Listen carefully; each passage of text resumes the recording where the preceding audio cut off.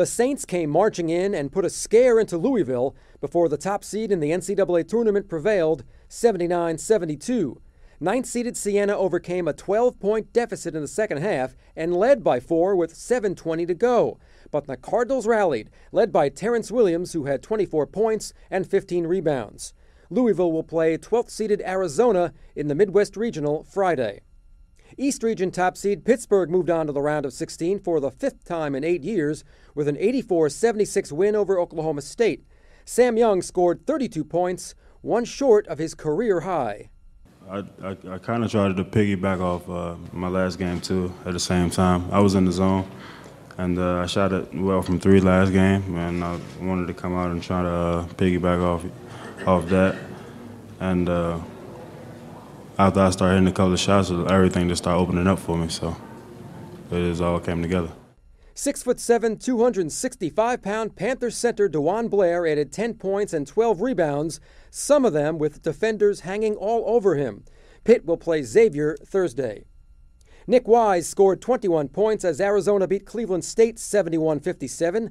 The win puts the Wildcats in the round of 16 for the 12th time since 1988.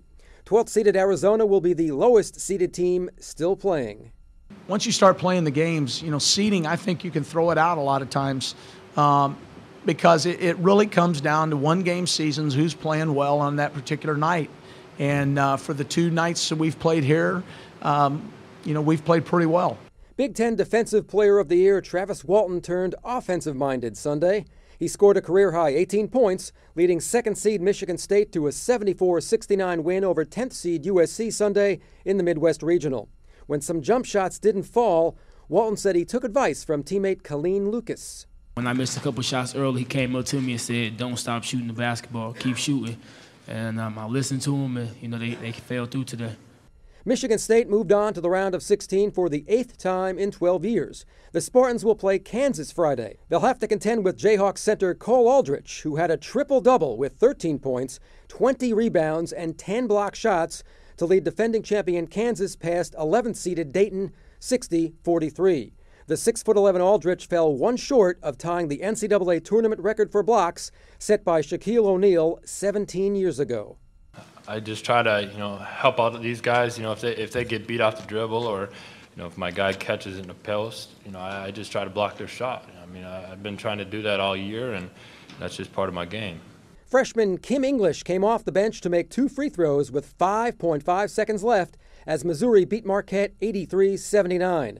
JT Tiller fell hard after being fouled with the score tied at 79, so Coach Mike Anderson turned to English, taking advantage of the college rule that allows teams to substitute for an injured free throw shooter. Well, it's obvious he was hurt. The guy laid there for a while, and then he was holding his hand the whole time.